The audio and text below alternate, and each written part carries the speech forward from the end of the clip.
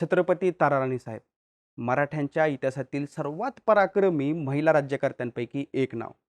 ज्यांनी छत्रपती शिवाजी महाराज, छत्रपती संभाजी महाराज आणि छत्रपती राजाराम महाराजांचाच आदर्श ठेवत औरंगजेबाच्या विरोधामध्ये प्रचंड मोठा लढा दिला. ज्यावेळेस या मराठ्यांच्या राज्याला एका कणखर नेतृत्वाची गरज होती, त्यावेळेस या ताराराणी साहेबांनी सगळी सूत्र आपल्या हातामध्ये घेतली आणि शेवटी औरंगजेबाच्या मृत्यूनेच त्यांनी मराठ्यांचा मुघलांसोबत चालू असलेला संघर्ष थांबवला. या छत्रपती ताराराणी साहेबांची जीवनगाथा, त्यांच्या पराक्रमाचाच हा इतिहास सांगण्यासाठी आज मी इथं उभा आहे.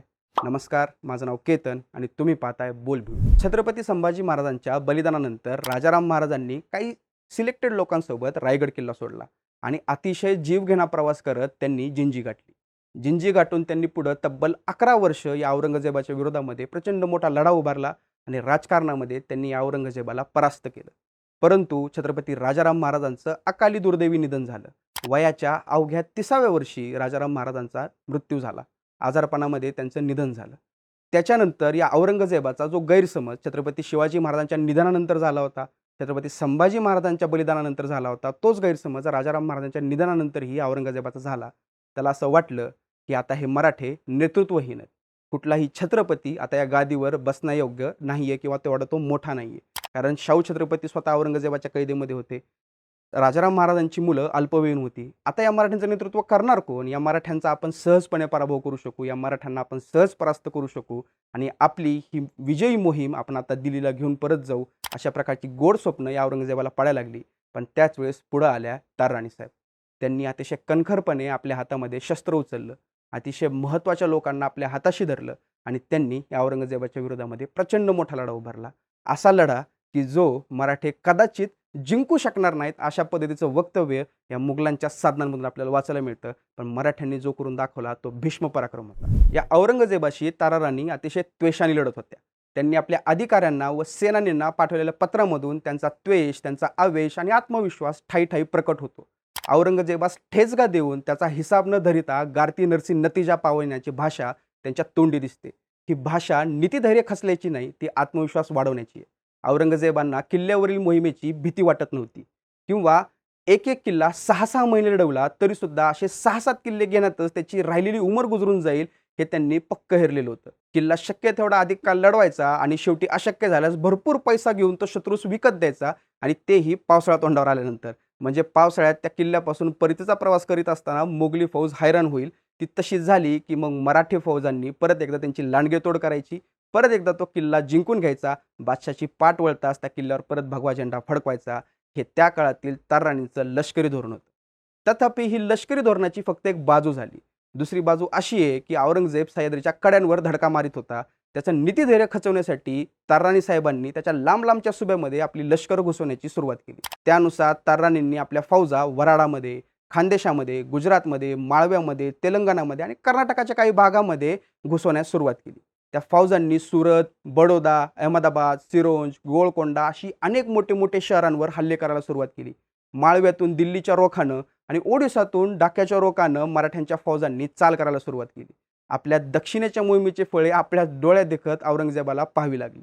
मराठी मुलखात त्याला माघार घेणं आता अशक्य वाटत होतं.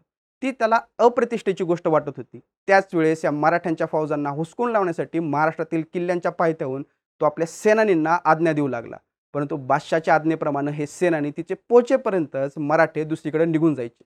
बादशाने तिकडे फौजा पाठवल्या तर मराठे तिसरीकडेच पसार व्हायचे आणि अशा प्रकारच्या मराठ्यांच्या धुमाकुळीच्या युद्ध पद्धतीने बादशाह अगदी हैराण झाला होता, दीनवाणी बनला होता.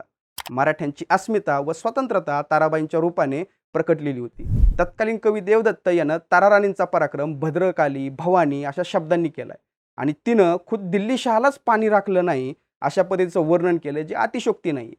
ताराराणींच्या कर्तबगाराचं हे काव्यात्मक मूल्यमापन करत असताना तो म्हणतो, दिल्ली झाली दीनवाणी, दिल्ली शाचे गेले पाणी, ताराबाई रामराणी भद्रकाली कोपली. बादशाच्या सततच्या युद्धामुळे दक्षिणेमध्ये एक प्रकारची अनागोंदी माजलेली होती. जिंकून घेतलेल्या मुलखामध्ये त्याला एक स्थिर राजकारण करण्याचा कुठल्याही प्रकारचा चान्स, कुठल्याही प्रकारची संधी ताराराणींनी त्याला कधीही दिली नाही आणि जिंकलेल्या मुलखाचं मराठ्यांच्या हल्ल्यापासून संरक्षणही त्याला कधी करता आलं नाही. मराठ्यांना बादशाह जिंकू शकत नव्हता आणि त्याचबरोबर त्याला न जिंकता दक्षिणेतून माघार घेणं सुद्धा कमीपणाचं वाटत होतं आणि ही नामुष्की ताराराणींमुळे त्याच्या आयुष्यामध्ये आली. आणि आता दक्षिणेच्या युद्धात बादशाहशिवाय इतर कुणालाही एवढा मोठा रस राहिला नव्हता आणि हारणारं हे युद्ध जिद्दीनं लढण्याची जी काही एक संकल्पना या बादशाहची होती. मराठ्यांच्या किल्ल्यांना एकापाठोपाठ एक वेढे घालून आणि अफाट संपत्ती आणि माणूसबळ खर्च करून ते काबीज करण्याच्या निश्चयापासून तो बिलकुल ढळत नव्हता. विशाळगडानंतर इसवी सन 1703 साली सिंहगड आणि इसवी सन 1704 साली राजगड आणि तोरणा हे किल्ले त्यानं स्वतः वेढे घालून काबीज केले. पण जर प्रत्यक्ष बघितलं तर हल्ला करून खऱ्या अर्थानं त्यानं जिंकून घेतलेला एकमेव किल्ला म्हणजे तोरणा किल्ला. बाकी सगळे किल्ले त्यानं वाटाघाटी करून आणि प्रसंगी पैसे देऊन घेतले, पण तेही किल्ले मराठ्यांनी फार कमी कालावधीमध्ये जिंकून घेतले. या काळातील ताराणींचे युद्ध फार महत्त्वाचं आहे किंवा त्यांची युद्ध पद्धत फार महत्त्वाची. त्या बादशाहाने वेढा घातलेल्या किल्ला त्वेषाने लढवायच्या. त्याशिवाय त्यांनी मोगलांच्या सुभ्यांवर लष्करी मोहिमा पाठवायला सुरुवात केली. धनाजी जाधवराव, हिंदूराव घोरपडे, राणोजी घोरपडे, नेमाजी शिंदे, परसोजी भोसले, कृष्णा सावंत, हनुमंतराव निंबाळकर असे कितीतरी मोठे सेनानी त्यांच्या हाताखाली मोठी मोठी सैन्य घेऊन मोगलांच्या या वेगवेगळ्या सुभ्यांवर हल्ला करीत होती. ताराणीच्या आदेशाने ते तिथं हल्ला करायचे आणि परिणामी मराठ्यांचा एक एक किल्ल्याच्या पायथ्याशी बादशाह 4-4, 5-5 महिने वेढा घालून बसला असला तरी त्याच्या इतर प्रदेशामध्ये मराठे धुमाकूळ घालायचे आणि मराठ्यांची लष्करे मात्र मुघलांच्या सधन आणि सुस्थिर भागामध्ये धुमाकूळ घालून आपली ताकद वाढवायची आणि मराठे आक्रमक बनले होते आणि मोगली सुभेदारांवर बचात्मक लढा खेळण्याशिवाय दुसरी कुठलीही वेळ राहिलेली नव्हती किंवा त्यांच्यावर ही वेळ आलेली होती. तारराणींसमोर मराठी राज्याचं संरक्षण करणं, त्याचा कारभार चोख ठेवणं ही 2 महत्त्वाची कार्य होती आणि या दोन्ही कर्तव्यामध्ये त्यांनी मोठी कर्तबगारी दाखवल्याचे खाफी खान, चाकी मुस्तेद खान, भीमसेन सक्सेना यासारखे मुघली इतिहासकारांनीच लिखाण करून ठेवलंय. ते म्हणतात की दैनंदिन राज्यकारभार तर ताराराणी पाहतच होत्या, त्याशिवाय बादशाही मुलखांवरील लष्करी मोहिमांचं नियोजनही त्या करत होत्या आणि याला साक्ष याच मुघली इतिहासकारांची आणि त्यांनी तशा प्रकारची प्रांजळ कबुली सुद्धा आपल्या लिखाणामधून दिलेली. औरंगजेब बादशाहच्या मृत्यूने दक्षिणेमध्ये 26 वर्ष चाललेलं मराठ्यांचं आणि मुघलांचं युद्ध थांबलं.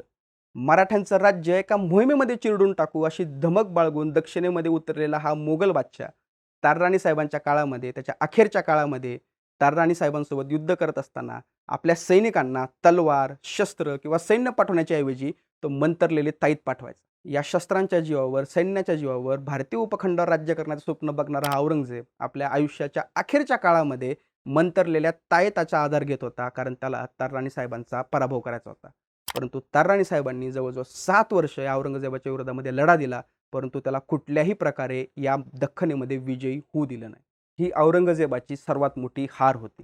महाराणी ताराणी साहेबांच्या नेतृत्वाखाली त्याला शेवटचा लढा देऊन त्या दक्षिणेतच चिरनिद्रा घ्यावयास भाग पाडलं आणि 25-26 वर्षांचा लढा एका तरुण विधवा राणीनं एका रणझुंजार आणि कूटनीतितज्ञ बादशाहाशी दिलेला हा लष्करी जवळजवळ 7 वर्षांचा लढा हा केवळ मराठ्यांचाच नव्हे तर अखेर हिंदुस्थानाच्या इतिहासातील एक सोनेरी पान.